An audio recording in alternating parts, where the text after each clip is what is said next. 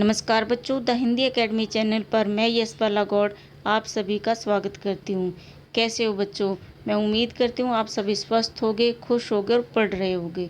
बेटा, आज हम आपके हिंदी के पेपर की फुल रिवीजन करेंगे और मैं पूरा सिलेबस टर्म 2 का आपको रिवाइज करवाऊँगी, सारा समझाऊँगी और साथ में मैंने इसके लिए आपको प्रैक्टिस सेट दिया है, क्वेश्चन के दिए हैं, जिसके बाद मेरे द्वारा समझाए जाने के बाद आप उस क्वेश्चन को करके देखना और मुझे उम्मीद है कि आप सभी कर पाएंगे और आपको समझ आएगा।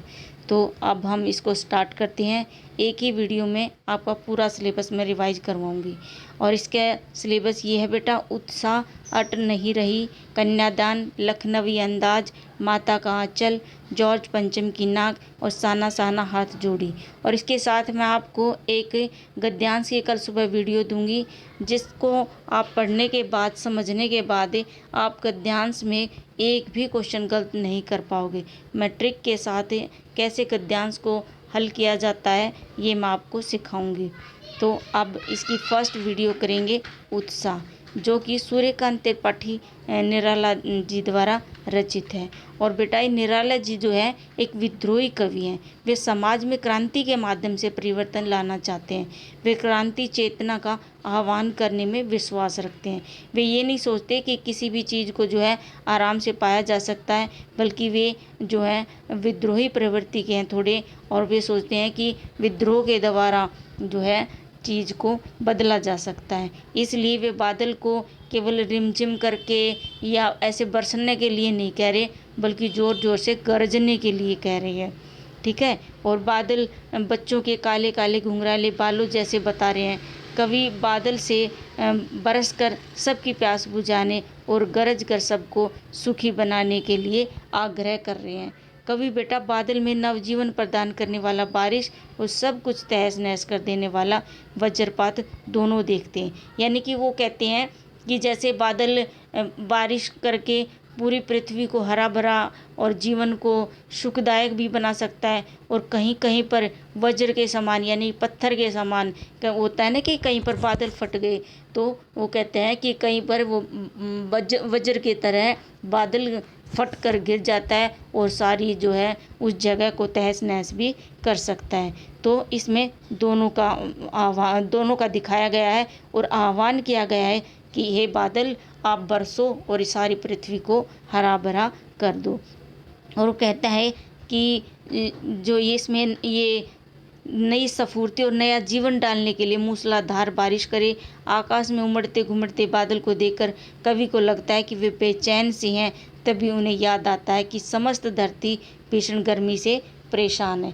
इसलिए आकाश की अनजान दिशा, यानी कि आकाश में ये तो होता नहीं ना कि उधर से ही बादल आएंगे। वो कहता है कि कहीं से भी, उनकी तो दिशाहीन है, वे तो कहीं से भी किसी भी दिशा से बादल काले काले आ जाते हैं और पूरी धरती को शीतलता प्रदान कर देते हैं। क्योंकि गर्मी के कारण पूरी धरती, पूरे सभी इसके प्राणी बेचैन हो रही हैं। और कवि उनसे आग्रह करते हैं कि बादल, तुम खूब गरजो और खूब बरसो और इस धरती को तृप्त कर दो। इस तरह से ये कविता आपको समझ आ गई होगी। फिर इसके क्वेश्चन है बेटे, जैसे उत्साह कविता में कौन विकल और उन्मन थे और क्यों? तो इसका आंसर होगा, उत्साह कविता में विश्व के मनुष्य विकल और उन्मन थे, क्योंकि गर्मी निरंतर बढ़ रही थी और बादलों के न बरसने से लोगों में बेचैनी और व्याकुलता बढ़ती जा रही थी।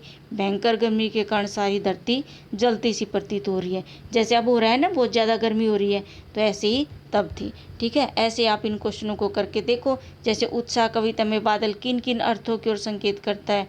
तो इसका आंसर होगा, बादल उत्साह व क्रांति का प्रतीक है, जो इस संसार में नई चेतना भर सकता है। बादल को बाल मन के समान बताया है। जैसे बच्चों की कल्पनाएं प्रतिपल मनोहर रूप लेती रहती हैं, उसी प्रकार बादलों की शोभा भी प्रतिक्षण बदलती रहती है। ठीक है। और उसके बादलों को जो छोटे बच्चों के घुंघराले बालों की तरह बताया गया है। तो इस तरह से आप इन क्वेश्चनों को कर सकते हैं। ये दूसरी कविता का क्वेश्चन आ गया। जैसे उत्साह कविता में नवजीवन वाले किसको कहा गया और क्यों? तो उत्साह में आपने पढ़ा है ना, तो बादलों को नवजीवन वाले कहा गया है, क्योंकि बादल बरसकर दग्ध पृथ्वी के ताप को शांत करते हैं। यानी कि जो जल रही है, पृथ्वी गर्मी के कारण। तो प्रकृति में नवजीवन का संचार करते हैं। बादलों की फुहार प्रकृति में प्रफुल्लता यानी कि खुशी का संचार करती है। पशु पक्षी पेड़ पौधे मनुष्य सभी के जीवन में बेटा आनंद और उत्साह का संचार होता है। तो और जीवन क्या होता है, हरा भरा और खुशियों से परिपूर्ण होता है। ठीक है, तो नेक्स्ट कविता बेटा अट नहीं रही। इसमें फाल्गुन मास का जो है मानवीकरण किया गया। इसके कवि भी सूर्यकांत त्रिपाठी निराला जी हैं। और फाल्गुन यानी फरवरी मार्च के महीने में वसंत ऋतु के आगमन होता है। इस ऋतु में पुराने पत्ते झड़ जाते हैं और नए पत्ते आते हैं। रंग बिरंगे फूलों की बहार छा जाती है। अब आप देखो ना, बाहर वृक्षों पर नए नए पत्ते आए हुए हैं सभी। कोई भी वृक्ष आपको ऐसा नहीं दिखाई देगा जिस पर हरियाली ना हो, है ना। सभी के पत्ते हरे भरे हैं। तो कवि कहता है कि चारों तरफ जो है फागुन के महीने में चारों तरफ हरियाली हो जाती है और रंग बिरंगे फूल खिल जाते हैं और उसकी सुगंध जो है चारों तरफ वातावरण को महका देती है। और कवि का ऐसा प्रतीत होता है मानो फागुन जो है सांस ले रहा हो और चारों तरफ सुगंध फैला रहा हो। वे चाहकर भी अपनी आंखें जो है इस प्रकृति की सुंदरता से हटा नहीं पा रहे। इस मौसम में बाग बगीचे वन उपवनों सभी पेड़ पौधे पत्तों से लद गए हैं। कहीं लाल रंग के तो कहीं टहनियाँ अनगिनत फूलों से लद रही हैं। इसमें कवि को ऐसा लग रहा है जैसे प्रकृति देवी ने अपने गले में रंग बिरंगे सुगंधित फूलों की माला पहन रखी हो। और लगता है कि जैसे सारी इस प्रकृति की सुंदरता जो है इस प्रकृति की सुगंध को उस माला में पिरोने की कोशिश की गई हो। लेकिन कहता है कवि, लेकिन फिर भी ये सुगंध, ये अद्भुत दृश्य, पेड़ों की हरियाली इतनी अद्भुत है कि ये उस माला में नहीं समा रही और इसकी जो है महक चारों तरफ बिखेर रही है। और ऐसे में कवि को भी अपनी प्रेमिका की याद आ रही है। ठीक है, तो इस तरह से इसका मानवीकरण किया गया है प्रकृति का। इस तरह से ये आपको समझ आ गया होगा। और अब क्वेश्चन देखो आप, अट नहीं रही के आधार पर वसंत ऋतु की शोभा का उल्लेख कीजिए। कवि ने बताया ना कि जो है प्रकृति की शोभा का सुंदर उल्लेख किया गया इसमें। और ऐसा लगता है जैसे इस ऋतु में प्रकृति के कण कण में सुंदरता समा सी जाती है।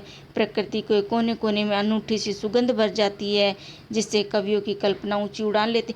कवि की कल्पना क्या है, यही तो होती है, ये प्रकृति को देखकर ही तो कल्पना में खो जाता है और फिर वो काव्य की रचना करता है। तो इस तरह से कहता है कि इतना सुंदर मनोहर दृश्य है, चारों तरफ हरे भरे पेड़ हैं, सुंदर फूल हैं। आपको भी अच्छा लगता है ना ऐसे ऐसे मैं बैठ के पढ़ने में, है ना, ठंडी ठंडी हवा हो और चारों तरफ फूल हो, हरे भरे पेड़ पौधे हो, है ना।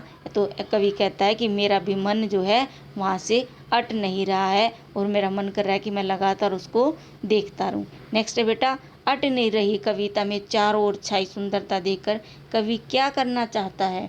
तो यही कविता हमने पढ़ी, जो अट नहीं रही कविता में चारों तरफ छाई सुंदरता को देखकर कवि का मन अभिभूत है। फागुन माह में प्रकृति नव पलवल पुष्पों के से सुशोभित है। हरियाली का चारों तरफ वातावरण है, मनोहर दृश्य है, चारों तरफ फूल और फल, है ना, ये खिले हुए हैं। ऐसे है। नेक्स्ट है, फागुन में ऐसा क्या है जो बाकी ऋतुओं से भिन्न है। अट नहीं रही कविता के आधार पर लिखिए। तो आपने पढ़ा कि फागुन में क्या नए नए पत्तों पर पत्तियां आ जाती हैं, रंग बिरंगे फूल खिलते हैं, चारों तरफ मनोहर दृश्य होता है। इस तरह से मौसम बहुत ही सुहाना और सुगंधित हो जाता है। अट नहीं रही कविता में क्या संदेश दिया गया है। तो ये इम्पोर्टेंट क्वेश्चन है। देखो, अट नहीं रही है कविता फागुन की मादकता को प्रकट करती है। कवि फागुन के सर्वव्यापक सुंदरता को अनेक संदर्भों में देखता है। इस कविता के द्वारा वह यह संदेश देता है कि जब मन प्रसन्न हो तो हर तरफ फागुन का सौंदर्य और उल्लास दिखाई देता है। जब आप किसी दिन सुबह उठते हो और आपका मन बहुत खुश हो तो बहुत अच्छा लगता है ना, और फिर सब कुछ अच्छा अच्छा लगता है, चाहे कोई गुस्सा भी कर दे वो भी अच्छा लगता है। तो कवि कहता है कि जैसे फागुन के मास में चारों तरफ हरियाली होती है तो हमारे मन में भी जब हमारा मन खुश हो तो चारों तरफ जो है खुशियाँ खुशियाँ ही दिखाई देती हैं। नेक्स्ट है बेटा, कवि ने कन्यादान कविता। ठीक है, ये ऋतुराज जी की है। कवि ने कन्यादान में माँ बेटी के आपसी संबंधों की घनिष्ठता को प्रतिपादित करते हुए नए सामाजिक मूल्यों की परिभाषा देने का प्रयत्न किया है। इसमें बेटा एक माँ अपनी युवा होती हुई बेटी के लिए पहले कुछ और सोचती थी, लेकिन सामाजिक मूल्यों में परिवर्तन के कारण कुछ और सोचती है। वो पहले तो क्या थी, छोटी थी, अबोध बालिका थी, हमेशा माँ के साए में रहती थी, हमेशा माँ उसका पूरा ध्यान रखती थी, खाने पीने का, घूमने का, पहनने का। लेकिन वो फिर सोचती है कि अब मेरी बेटी बड़ी हो गई है और अब समाज के लोगों के साथ जो है इसको संपर्क करना पड़ेगा, लोगों समाज में अपनी एक जगह बनानी पड़ेगी। लेकिन वो ये नहीं चाहती कि वो उसकी बेटी लड़की तो बने, लेकिन लड़की जैसी डरपोक और कमज़ोर न बने। वो कहती है कि समाज में तुझे जाकर एक कमज़ोर और डरपोक नहीं बनना, अपने अंदर आप तूने कोमलता, ठीक है, और ममता और ये सारी चीज़ें अपने अंदर समा के रखनी है, लेकिन इनको अपनी कमजोरी नहीं बनाना, बल्कि इनको अपनी जो है ताकत बनाना है। और अगर तुम्हारे साथ कोई गलत करता है तो ये देखती है ना समाज में कि लड़कियां जो है अपने आप को आग में झोंक देती हैं या सुसाइड कर लेती है। वो कहती है कि अगर तेरे साथ कोई गलत करता है ना, तो तुझे ये नहीं है बेटी कि आग में खुद को झुलस देना है या मर जाना है। ये आग रोटियां सेकने के लिए है, इंसानों को जलाने के लिए नहीं। वो कहती है कि अगर तेरे साथ कोई गलत करता है, तुझे उसका डट कर विरोध करना है और अपनी जो है जगह बनानी है। वो कहती है कि बेटियां तो बने रहने दो, लेकिन उनको कमज़ोर नहीं बनाना है। और माँ कहती है कि बेटी तो माँ की अंतिम पूंजी होती है, क्योंकि वही उसकी सुख दुख की साथी होती है। जितनी माँ बेटी एक दूसरे से अटैच होती है ना, और किसी से नहीं होती। ये माँ बेटी का प्रेम इस कविता में दिखाया गया है, और एक माँ की चिंता दिखाई गई है कि मैं जो अपनी बेटी को फूलों की तरह उसकी हर सुख दुख को, खुशियों को मैं ध्यान रखती हूँ। कहीं मेरी बेटी बड़ी होकर जब उसकी शादी हो जाएगी, जब वो समाज में अपनी जगह बनाएगी, तो कहीं मेरी बेटी का वो बचपन, वो प्यार, वो ख़त्म ना हो जाए और मेरी बेटी कभी किसी दहेज के लोभी की शिकार ना हो जाए। तो ये सब चीज़ें उसमें दिखाई गई हैं कि ठीक है। तो अब हम इसका करेंगे, क्वेश्चन करेंगे, कन्यादान कविता में माँ ने बेटी को किस प्रकार सावधान किया, अपने शब्दों में लिखिए। तो कन्यादान कविता में माँ ने बेटी को अनेक सीख देकर सावधान किया। माँ ने उसे यह समझाया कि वह कभी अपनी सुंदरता और उसकी प्रशंसा पर न रीझे, क्योंकि यही मुग्धता उसके बंधन का कारण बन जाएगी। अपनी सरलता और भोलेपन को इस प्रकार प्रकट न करे कि लोग उसका गलत फायदा उठाए। वो कहते हैं कि तू घरेलू कार्य तो कर, लेकिन अत्याचारों को सहन मत करना, कभी भी कमज़ोर मत बनना, डरपोक मत बनना। ठीक है। नेक्स्ट बेटा, माँ की सीख में समाज की कौन सी कुरीतियों की ओर संकेत किया गया। माँ की सीख में समाज की अनेक कुरीतियों को का संकेत मिला। जैसे समाज में बेटी की माँ के द्वारा समझाया जाना कि आग रोटियां सेकने के लिए है, जलने के लिए नहीं, सिद्ध करता है कि ससुराल की प्रताड़ना से त्रस्त होकर युवतियों को आत्महत्या करने के लिए विवश होना पड़ता है। विवाह के उपरांत ससुराल पक्ष के लोग सरलता से, विनम्रता से दुल्हन को कमज़ोर मानते हैं और फिर उसका फ़ायदा उठाते हैं। लेकिन माँ ने कहा कि तुझे ऐसा नहीं बनना।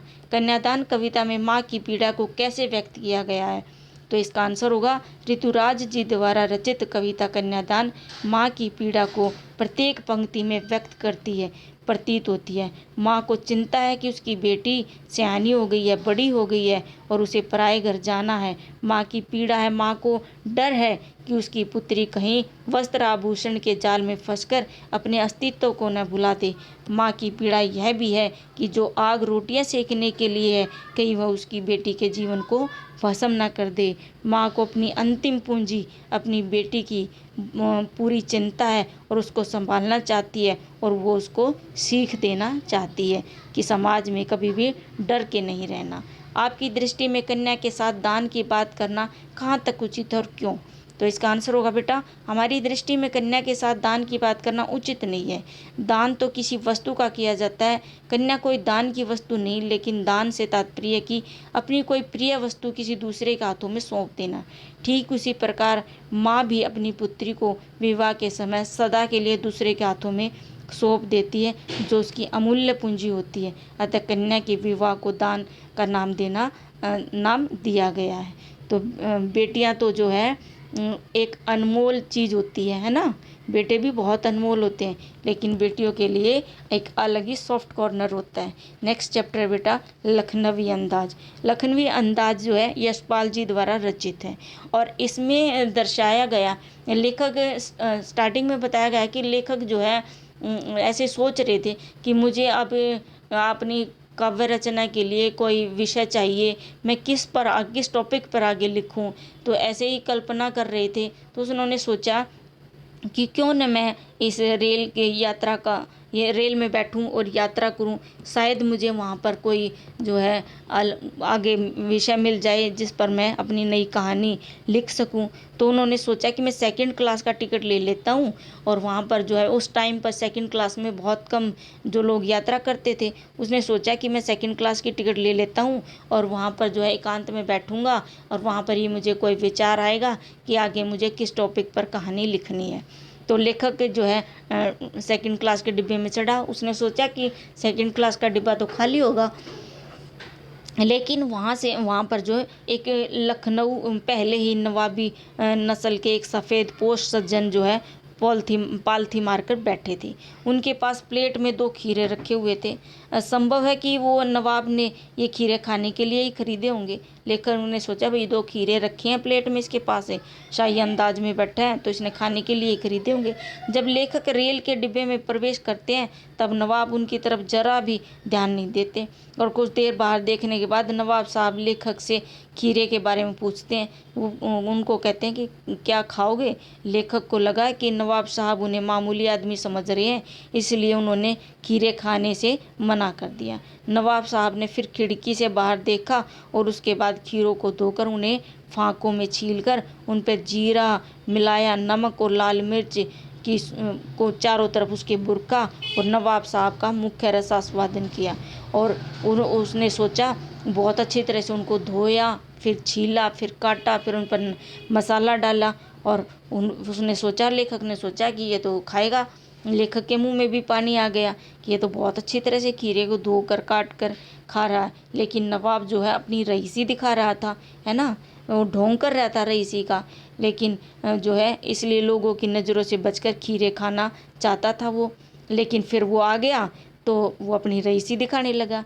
नवाब साहब ने एक बार फिर लेखक को कहा कि आप खीरे खा सकते हो, खाना आपको। तो लेकिन लेखक ने पहले मना कर दिया था, तो उसने फिर दोबारा फिर मना कर दिया कि मैं नहीं खाता, कि थैंक यू, मुझे नहीं खाना। लेकिन जब वो उनको देख रहा था, उस पर नमक मसाला डाल रहा था, तो लेखक का भी खाने का मन कर रहा था। लेकिन नवाब ने अपनी रईसी दिखाने के लिए, रईसी का ढोंग करने के लिए उसने क्या किया, एक एक फाँक को उठाया, उस जिस पर मसाला डाल रखा था, धो के काटा था, और उसको सूंघा और जो है खिड़की से बाहर फेंक दिया। फिर एक दूसरी को उठाया, सूंघा और बाहर फेंक दिया। ऐसे कर करके उसने पूरे दोनों खीरों की फाँक को सूंघा और फेंक दिया, और तौलिए से हाथ मुंह पोंछते हुए बड़े गर्व के साथ लेखक की ओर देखा, और उसके बाद नवाब साहब लेट गए और ये दिखाया कि मैं तो बहुत जो रईस हूँ, अमीर हूँ, और मैं तो सिर्फ खीरे को सूंघता हूँ और फेंक देता हूँ। ठीक है, तो इस तरह से दिखाया गया है, और लेखक जो है ये सब उनका देखकर नाटक और फिर लेट जाते हैं। ये इस पूरे चैप्टर में दिखाया गया है। तो इसके क्वेश्चन आंसर होंगे बेटा, नवाब साहब ने गर्व से गुलाबी आंखों द्वारा लेखक की तरफ क्यों देखा। तो इसका आंसर होगा, नवाब साहब ने खीरे की फाँकों पर नमक मिर्च छिड़का, सूंघा और फिर एक एक करके सभी फाँकों को खिड़की से बाहर फेंक दिया। इसके पश्चात गर्व से गुलाबी आंखों द्वारा लेखक की तरफ देखा। वे अपनी इस प्रक्रिया के द्वारा लेखक को अपना खानदानी रईसीपन दर्शाना चाहते थे, और यह भी बताना चाहते थे कि नवाब लोग खीरे जैसे साधारण वस्तु को ऐसे ही इस तरह से फेंक देते हैं, खाते नहीं हैं, जबकि इन सब के मूल में उसका दिखावे से परिपूर्ण व्यवहार ही सामने आया। नेक्स्ट है बेटा, बिना विचार घटना और पात्रों के भी क्या कहानी लिखी जा सकती है। यशपाल जी के इस विचार से आप कहाँ तक सहमत हैं। तो इसका आंसर होगा, हम लेखक के इस विचार से बिल्कुल भी सहमत नहीं है कि बिना विचार घटना और पात्रों की कहानी लिखी जा सकती है। विचार घटना और पात्र किसी भी कहानी के लिए उसका प्राण तत्व होते हैं, ये इनके बिना तो कुछ लिखा ही नहीं जा सकता ना बेटा। तो उस कहानी की कथा वस्तु और कोई भी कथा वस्तु निश्चित रूप से विचार अथवा घटना पर आधारित होती है, जिसे पात्रों के माध्यम से अभिव्यक्त किया जा सकता है। ये पात्र घटनाएं काल्पनिक हो सकती हैं, लेकिन जो है इनके बिना कोई भी जो है साहित्य नहीं रचा जा सकता। नेक्स्ट है बेटा, लखनवी अंदाज पाठ में नवाब साहब की एक सनक का वर्णन किया गया है। क्या सनक का कोई सकारात्मक रूप हो सकता है? यदि हाँ, तो ऐसा सनकों का वर्णन कीजिए। तो इसका आंसर होगा, लखनवी अंदाज पाठ में खीरे के संबंध में नवाब साहब के व्यवहार को उनकी सनक कहा जा सकता है। सनक का सकारात्मक रूप भी हो सकता है। सनक को पूर्ण आत्मविश्वास के साथ किसी भी काम को करने में लगन या धुन के साथ जोड़ा जा सकता है। इतिहास में ऐसी सनकों के अनगिनत उदाहरण मिलते हैं, जैसे स्वामी विवेकानंद को ज्ञान प्राप्त करने की सनक थी, महात्मा बुद्ध को जीवन का सत्य जानने की सनक थी, चाणक्य को नंद वंश का समूल विनाश करने की सनक थी, भगत सिंह को देश पर मिटने की सनक थी। तो ऐसी सनक जो पॉजिटिव हो वो अच्छी होती है। ठीक है। नेक्स्ट है बेटा, लेखक को नवाब साहब के किन किन हाव भावों से महसूस हुआ कि वे उनसे बातचीत करने के लिए तनिक भी उत्सुक नहीं है? तो इसका आंसर होगा, अगर लेखक ने जब सेकंड क्लास के डिब्बे में प्रवेश किया तब उन्होंने एक बर्थ पर नवाबी वेशभूषा पहने हुए एक जो व्यक्ति को पालथी मारकर बैठे देखा। उन्हें डिब्बे में प्रवेश करते हुए नवाब साहब की आंखों में असंतोष का भाव दिखाई दिया। ऐसा लगा जैसे लेखक को वहां जाने से उन्हें एकांत में बाधा उपस्थित हो गई है, क्योंकि वो तो एकांत में खीरा खाना चाहते थे ना, रईसी थोड़ा ना दिखाना चाहते थे। लेकिन लेखक के आने के बाद उनको अपनी रईसी दिखानी पड़ी और वो खीरे भी फेंकने पड़े, है ना। नवाब साहब ने लेखक से कोई बात नहीं की, अपितु कुछ देर तक खिड़की के बाहर देखने का नाटक करते रहे। नवाब साहब के हाव भाव से लेखक को ऐसा महसूस हुआ कि उनसे बात करने के लिए कतई उत्सुक नहीं, वे असुविधा एवं संकोच का अनुभव कर रहे थे। नेक्स्ट है बेटा, मानवीय करुणा की दिव्य चमक। मानवीय करुणा की दिव्य चमक एक बेटा संस्मरण है जो सर्वेश्वर दयाल सक्सेना के द्वारा लिखा गया है। इसमें लेखक जो है फादर कामिल बुल्के की चारित्रिक विशेषताओं का वर्णन करते हैं। फादर बुल्के का जन्म रेम्स चैपल बेल्जियम में हुआ था, लेकिन वे अपने आप को भारतीय कहते थे। उनका रंग गोरा था, सफ़ेद दाढ़ी थी, इन सब के बारे में बताया गया। और बताया गया है कि वे जो हैं बेल्जियम में इंजीनियर थे, लेकिन वे वहाँ पर बेल्जियम में अपने भरे पूरे परिवार को और इंजीनियरिंग को छोड़कर भारत आ गए। और उनको भारत की जो है हिंदी भाषा से बहुत प्यार था। भारतीयों से वे बहुत प्यार करते थे और पूरा जीवन उन्होंने भारतीयों के लिए बिता दिया और हिंदी भाषा के लिए उन्होंने अपना पूरा जीवन लगा दिया। और वे हमेशा जिससे भी एक बार मिल लेते थे ना, वो उनसे पूरी तरह से जुड़ जाते थे और उनसे जो है उनके घर परिवार के बारे में पूछते रहते थे। और समय समय पर बेटा उनके जो है माता के और भाइयों के जो है पत्र आते रहते थे और उन पत्रों को फादर कामिल बुल्के जो है अपने जो और सहयोगी थे, मित्र थे, उनको भी दिखाते रहते थे। और जो एक बार उनसे मिल जाता था वो उनका हमेशा के लिए मित्र बन जाता था। तो लेखक जो है दिल्ली में रहते थे और जब भी फादर कामिल बुल्के जो है दिल्ली आते थे तो उनसे लेखक से ज़रूर मिलते थे और उन्होंने 35 सालों से जानते थे वो एक दूसरे को। उनका देखना करुणा के निर्मल जल में स्नान करने जैसा था। वे कहते हैं कि जो है उनका लेखक का और फादर कामिल बुल्के का जो संबंध है वो पारिवारिक रिश्ते की तरह था। लेखक अक्सर सोचते हैं कि फादर बेल्जियम में इंजीनियरिंग के अंतिम वर्ष की पढ़ाई छोड़कर सन्यासी क्यों बन गए। ठीक है, तो इस तरह बताया गया। मानवीय करुणा की दिव्य चमक जो है ये सारा फादर कामिल बुल्के के बारे में बताया गया है। और उन्होंने 73 वर्षों तक जिंदगी जी और फादर संकल्प से सन्यासी थे लेकिन मन से सन्यासी नहीं थे। वे जब किसी से रिश्ता बनाते तो तोड़ते नहीं थे। वे जब भी दिल्ली आते तो लेखक से ज़रूर मिलते थे और उनकी चिंता हमेशा हिंदी को राष्ट्रभाषा के रूप में देखने की थी।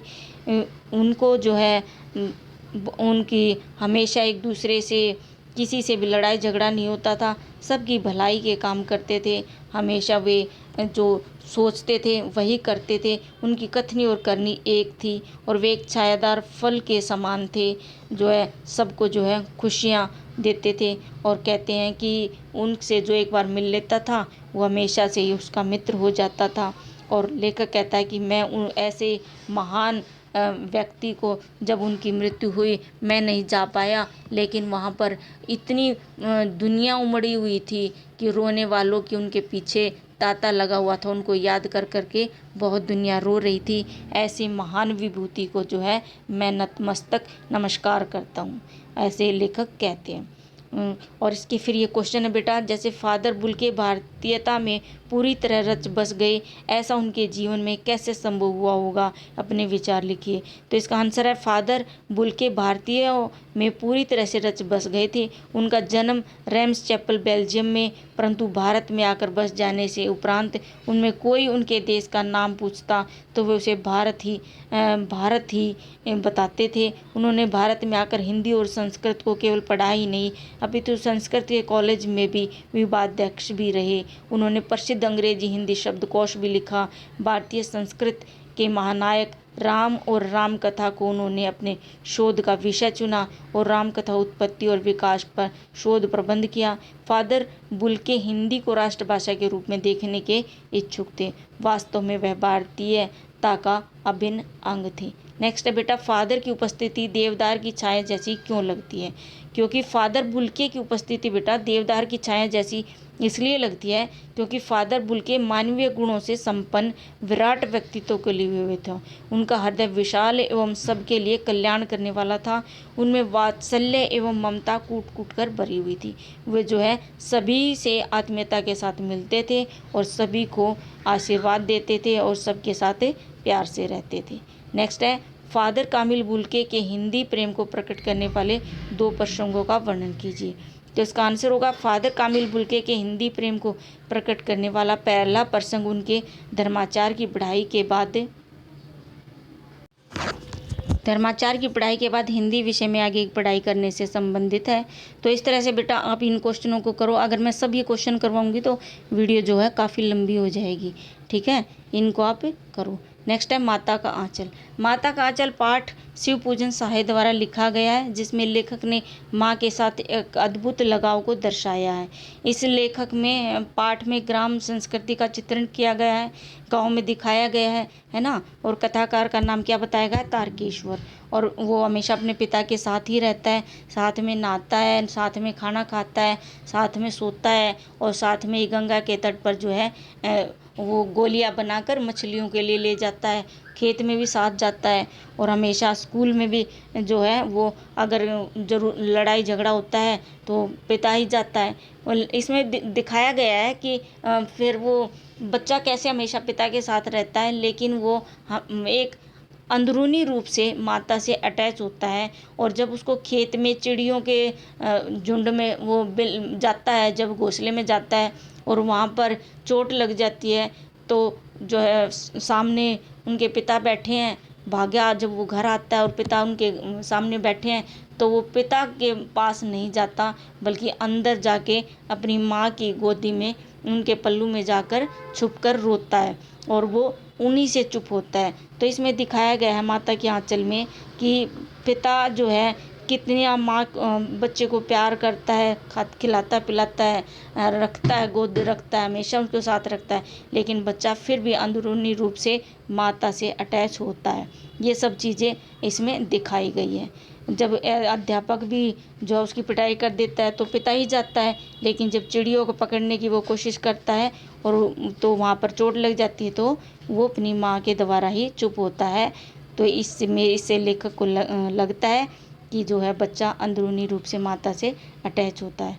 और इस तरह से इसके क्वेश्चन आंसर हैं, जैसे शिव पूजन साहे जी को अपने अध्यापक से खरी खोटी क्यों सुननी पड़ती है?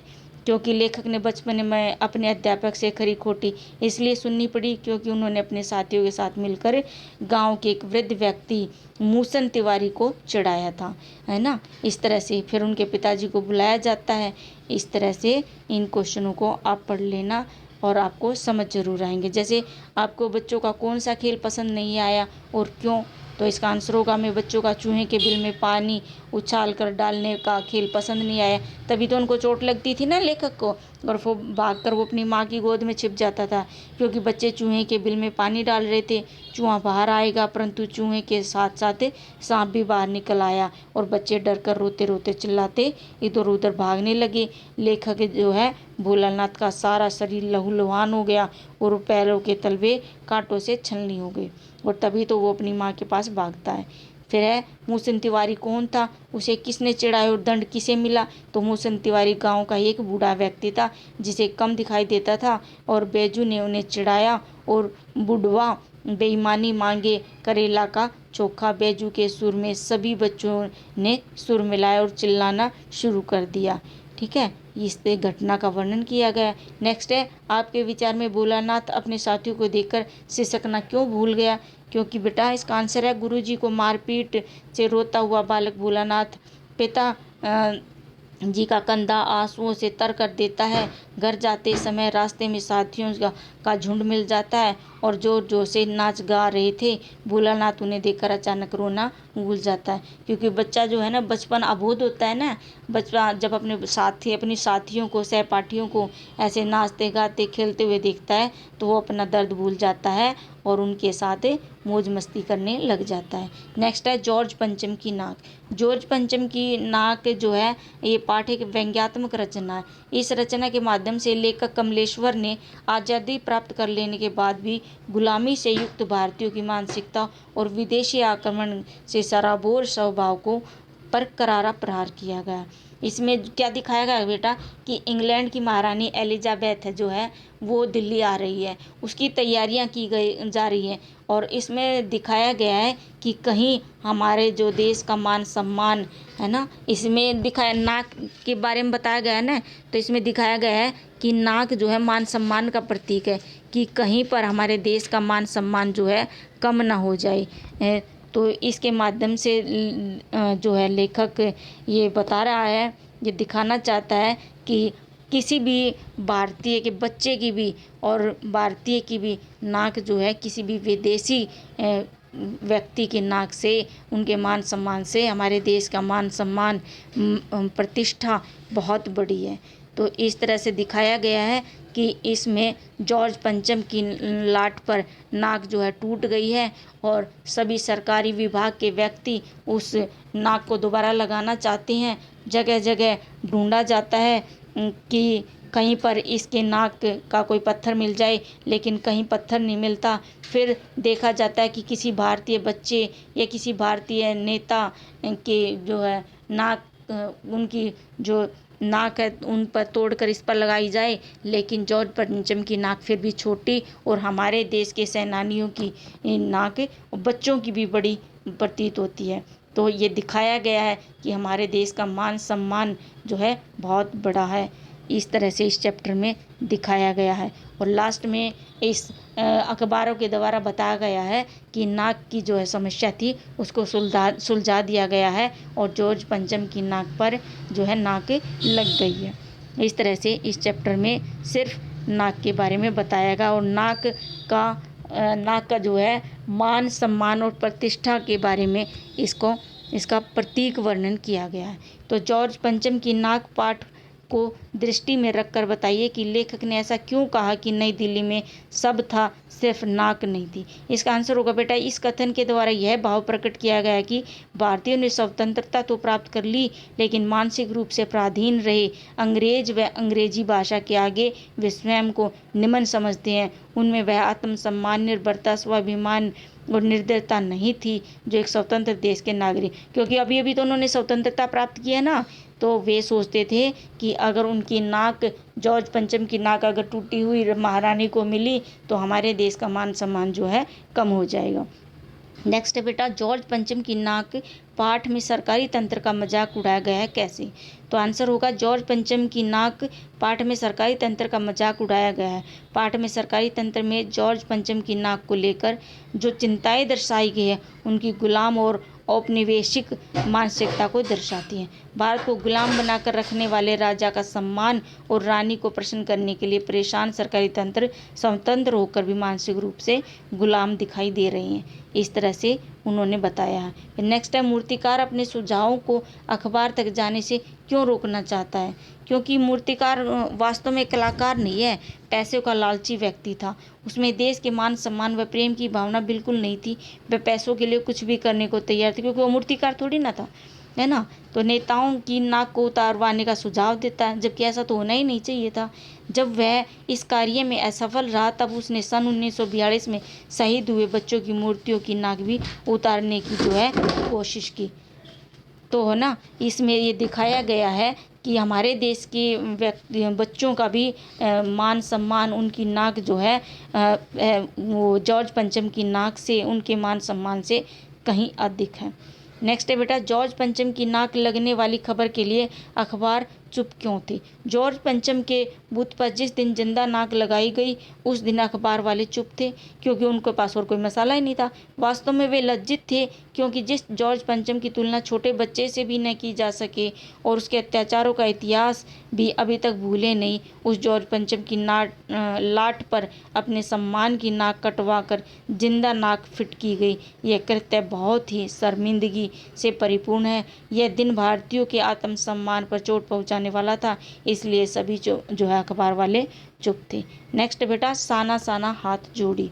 ये चैप्टर जो है मधु कांकरिया जी द्वारा लिखित है। इसमें मधु कांकरिया जी लेखिका इस पाठ के माध्यम से यह बताना चाहते हैं कि यात्राओं से मनोरंजन, ज्ञानवर्धन एवं अज्ञात स्थलों की जानकारी के साथ साथ भाषा और संस्कृति का आदान प्रदान भी होता है।